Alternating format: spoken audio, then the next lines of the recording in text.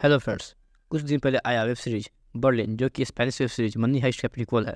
Money Heist में Berlin character को इतना पसंद किया गया था, जिसके कारण बर्लिन कैरेक्टर की मौत हो जाने के बाद भी उसको सीजन 4 और सीजन 5 में वापस लाया गया, उसके पास्ट लाइफ को दिखाकर।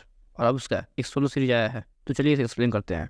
कहानी शुरू होती है एक होटल में, जहाँ बर्लिन और उसकी टीम चोरी करने जाते हैं। बर्लिन की टीम में उसके 4 दोस्त होते हैं, दमियान, ब्रूस, रोई, काइला। बर्लिन ऊपर एंटोनी से आ जाता है, जहाँ वो एक कमरे में बहुत सारे एंटीक चीज़ें देखता है। वहाँ से वो एक एंटीक ग्लास उठा लेता है और वो एंटोनी को बताता है कि वो पुलिस वाला नहीं है। नीचे बैठे एंटोनी के दोस्त, जो एंटोनी की पार्टी में आए थे, उनमें से एक बर्लिन के मेंबर सब करता है और उनसे लड़ने के लिए खड़ा हो जाता है। तभी बर्लिन नीचे आता है और उसे उसकी औकात दिखाता है। पार्टी से सभी लोग घर चले जाते हैं, पर बर्लिन ने उस शख्स को अभी माफ़ नहीं किया था।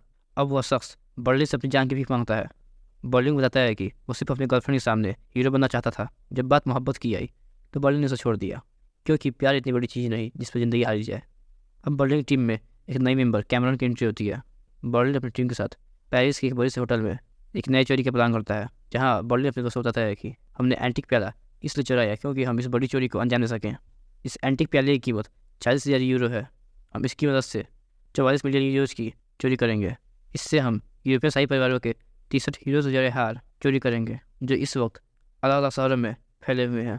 ब्रूस सवाल करता है कि हम एक साथ अलग अलग शहरों से ये सारे गहने कैसे चुराएंगे। तो बर्लिन जवाब देता है कि ये सारे गहने हम एक ही हाथ चुराएंगे और एक ही जगह से। बर्लिन और उसकी टीम एक चर्च में जाते हैं, जहाँ वो एक पादरी से एक आर्कियोलॉजिस्ट बनकर मिलते हैं।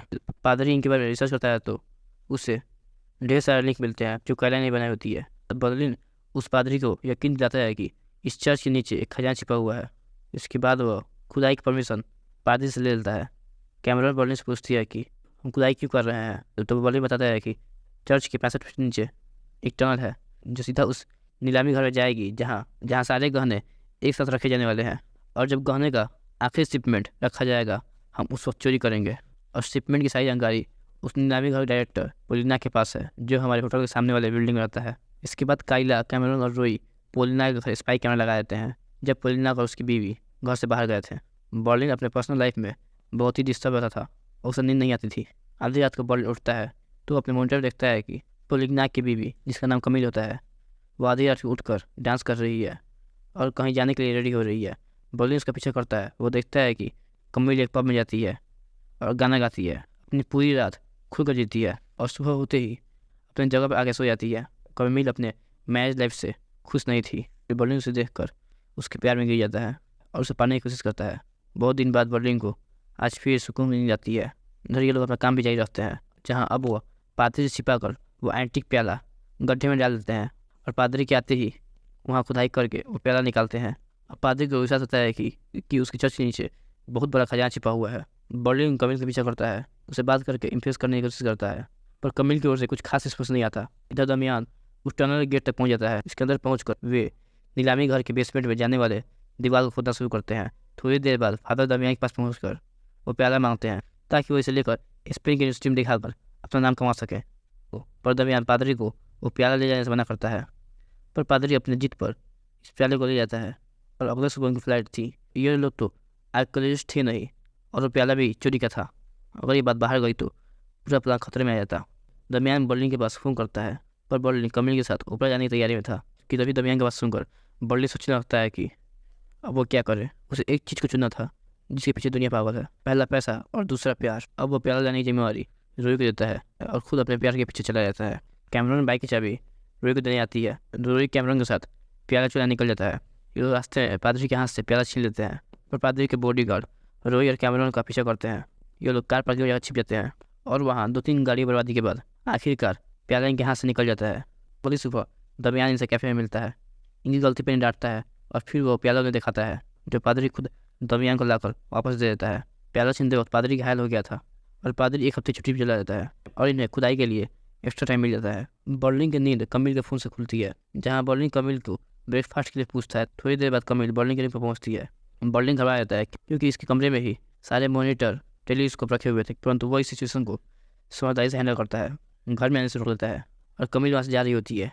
तभी बर्लिन समझ आता है कि इस कमरे में नहीं बल्कि अपनी ज़िंदगी में भी आने से मना कर दिया है। अब वो दौड़ के कमिल के पास जाता है और यहाँ से उनकी रोमांस शुरू हो जाती है। अभी एक दूसरे को डेट करते हैं। जब बर्लिन की टीम खुदाई करके नीलामी घर की दीवार तक पहुँच जाती है, वहाँ उस दीवार को तोड़कर वॉल्ट के पीछे वाले दीवार को उड़ाते हैं।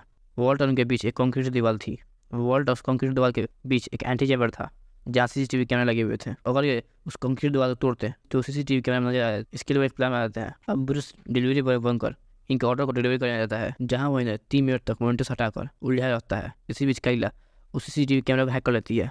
इसके बाद अब वो वॉल्ट खोलने का प्लान बनाते हैं। वह वॉल्ट को बिना तोड़े इतनी बारीकी से काटते हैं कि उसके कट का भी निशान वहाँ नहीं रहता। काइला खाली एंटी चैम्बर और खाली वॉल्ट का वीडियो रिकॉर्ड कर लेती है। इसके बाद वे लोग गहने का आखिरी शिपमेंट आने का इंतजार करते हैं। तब तो पेरिस में इंजॉय करते हैं। बर्लिन और कमिल एक होटल में डेट कर रहे होते हैं, तभी कमिल पोलिना को देखती है। अब बर्लिन पोलिना से एक 8 लाख रुपये मिलता है। बर्लिन और कमिल कुछ दिनों के लिए पेरिस से बाहर चले जाते हैं। इधर दमियान की बीवी उसे छोड़ देती है, क्योंकि दमियान अपने काम की वजह से उसे टाइम ही नहीं दे पाता था। जिस बाइक से रियो ने पादरी का प्याला छीना था, वो ब्रूस ने भाड़े पर लिया था, जो अब उन कैदी के पास था जो पादरी के साथ थे। ब्रूस डरा हुआ था। बाइक लेते वक्त उसने अपनी पासपोर्ट की कॉपी जमा की हुई थी। पासपोर्ट नकली था, पर उस पर लगी फोटो तो असली थी। हम जैसे अगर वह बाइक एजेंसी वाले पुलिस से कंप्लेन कर देते हैं तो पुलिस ब्रूस को पकड़ लेती। इधर बर्लिन और कमिल के रिलेशनशिप के बारे में पोलिना को पता चल जाता है, पर तब भी वो उन्हें साथ रहने की इजाज़त दे देता है। बर्लिन शौक था कि कोई अपनी बीवी को किसी और के साथ देख कैसे चैन से रह सकता है। पोलिना की बात सुनने के बाद कॉलिन बर्लिन से कहती है कि वो पोलिना को नहीं छोड़ सकती। ये सुनकर बर्लिन को बहुत ही गुस्सा आता है। वो समझ जाता है कि वो हम सफर बनने के बजाय एक यार बनकर रह गया है। अगले दिन ही गहने की आखिर से मिटा जाती है, इसलिए वो उसी दिन चोरी करने के प्लान बनाते हैं। अब वह चोरी करने के लिए एंटी चैम्बर में पहुँचते हैं और काइला लाइव वीडियो की जगह अपना रिकॉर्डिंग वीडियो लूप पर चला देती है। अब ये लोग वर्ल्ड के अंदर पहुँचते हैं, तभी बर्लिन और दमियान में उनकी पर्सनल बातों को लेकर झगड़े होने लगते हैं, जिससे कि गहने का बॉक्स गिर जाता है और वर्ल्ड के बाहर पोलिना को इसकी आवाज़ नहीं देती है। वर्ल्ड एक बार बंद करने के बाद 15 मिनट बाद ही खुलती है, इसलिए पोलिना अपने गार्ड को एंटी चैम्बर में भेजकर चेक करने के लिए कहता है। ब्रूस वर्ल्ड से बाहर निकलकर वर्ल्ड और दीवार दोनों को बंद करता है और काइला एंटी चैम्बर का वीडियो हटाकर लाइब्रेरी चला देती है, जिससे कि पोलिना का कोई शक नहीं होता। सब कुछ नॉर्मल देखकर पोलिना के पास चला जाता है और ये चोरी करके वहाँ से निकल जाते हैं। बर्लिन और रियो हीरो को लेकर होटल चले जाते हैं और बाकी सभी उस जगह को पहले की तरह बनाते ताकि कोई सुराग ना छूट जाए। अब रियो और बर्लिन पोलिना के घर कैमरा निकाले जाते हैं। बर्लिन पोलिना को क्लोरोफॉर्म सुनखाता है। रोई से कहता है कि यह प्लान ऐसा नहीं था, पर बर्लिन रोई को पालतू कुत्ता कहकर अब बर्लिन पोलिना के कपड़े पहनकर उसकी गाड़ी से उसके फार्म हाउस जाता है और उसके फार्म हाउस में सब कुछ छोड़ देता है ताकि पुलिस का शक पोलिना पर आ जाए। अब ये नीलामी घर में शॉर्ट सर्किट कराते हैं, जिससे कि एंटी चैम्बर लॉक हो जाता है और सीसीटीवी कैमरा बंद हो जाता है, क्योंकि पुलिस लोग की चोरी बाहर से हुई है। बर्लिन इस रात बाहर निकलने से मना करता है। ये लोग रात में अपना कमरा साफ करते हैं ताकि कमरे में कोई सुराग न रह जाए। तभी ब्रूस काइला आ जाता है और उसे कहता है कि अगर उसने अपने पासपोर्ट की कॉपी बाइक नेट वाले की कंप्यूटर से डिलीट नहीं किया तो वो जेल चला जाएगा। काइला इसकी बात सुनकर इसके साथ वो कॉपी डिलीट करने चली जाती है। कैमरन अपने एक्स के पास फोन करती है, पर वो रिसीव नहीं करता। थोड़ी देर बाद कैमरन के कमरे में रोई पहुंचता है। रोई और कैमरन बाहर जाने का प्लान करते हैं। रोई बर्लिन के बिहेवियर से गुस्सा था, इसलिए बर्लिन के मना करने के बाद भी वह बाहर जाता है। काइला और ब्रूस पासपोर्ट डिलीट करते वक्त पकड़े जाते हैं, तो वो खुद को एक ऐसा चोर दिखाते हैं जो वहाँ पैसा चोरी करने के लिए आए थे, जिससे कि हीरो की चोरी का शक इन पर ना हो, क्योंकि कोई 44 मिलियन यूरो की चोरी करने के बाद अचिंती पैसे क्यों चुराएगा। इधर रियो और कैमरन एक हार चुराते हैं। कैमरन अपने पॉकेट से एक हार निकालती है जो उसे चोरी करते वक्त पसंद आ गया था। उसने सोचा कि वह इसे सुबह दमियान को दे देगी। कार चुरा कर वो इनलीगल कार रेसिंग में हिस्सा लेते हैं। वो रेस जीतने वाले हैं कि तभी कैमरन के एक्स का फोन आता है। कैमरन अपने पास में खो जाती है, जिसके कारण वो रेस हार जाता है। रोई उस कार को हार जाता है जो उसने चुराई थी, पर कैमरन का वह हार कार में ही छूट जाता है। अगले सुबह पुलिस छानबीन करती है। कोई सुराग न मिलने के बाद उनका शक सीधा पोलिना पर जाता है और पोलिना के पास से कई सबूत निकलते हैं। काइला और ब्रूस एक टीम बनाकर होटल से बाहर निकलते हैं और बस से जाते हैं, क्योंकि पुलिस शक इन पर ना हो। रोई, कैमरन और दमियान वैन में फैमिली बनकर निकलते हैं और बर्लिन प्लेन से आने वाला था। कमिल जब अपने घर में आती है तो पता चलता है कि उसके पति नीलामी घर में चोरी करने के कारण जेल में है। वह बर्लिन बुलाती है, उससे ये सारी बात बताती है। बर्लिन कमिल को थोड़ी देर के लिए विश्वास दिला देता है कि पोलिना ने ये चोरी की है। कमिल सोचती है कि पोलिना अपनी फैमिली स्टार्ट करने वाला था, तो वह ये चोरी क्यों करेगा, और वह भी अपनी नीलामी घर से ही। और वह बर्लिन से कहती है कि मैं उसे इस हालत छोड़कर नहीं जाऊँगी। पुलिस पूरे पेरिस में नाकाबंदी कर देती है और पेरिस से निकलने वाले हर गाड़ी को चेक करती है। रास्ते में पुलिस दमियान को वैन को रोकती है, पर ये लोग पुलिस को चकमा दे देते हैं। अब वो पेरिस के कैंप में छिपते हैं और अपनी गाड़ी एक टनल के ऊपर पार्क करते हैं, जिससे कि वो जब चाहे टनल के रास्ते निकल जाए। दमियान ब्रूस और काइला को भी फ़ोन करके आगाह कर देता है। अब वो भी जंगल के रास्ते निकलते हैं। रोई बर्लिन को खो चुके हार के बारे में बताता है। बर्लिन पूछता है कि मेरे मना करने के बावजूद तुम बाहर क्यों गए। रोई बताता है कि आपकी बातों ने तो मुझे हर्ट कर दिया था और मैं खुद को साबित करना चाहता था। बर्लिन अपने बर्ताव के लिए रोई से माफ़ी मांगता है और वह हार उन रिसर्च को मिलता है। वह उसे लेकर पुलिस को बचाते हैं और पुलिस को बताते हैं कि चोरी करने वाले स्पेनिश थे। अब फ्रांस की पुलिस स्पेन से एलिसा सीरा को बुलाती है। ब्रूस और काइला रात में कैमरा लगा कर सोते हैं।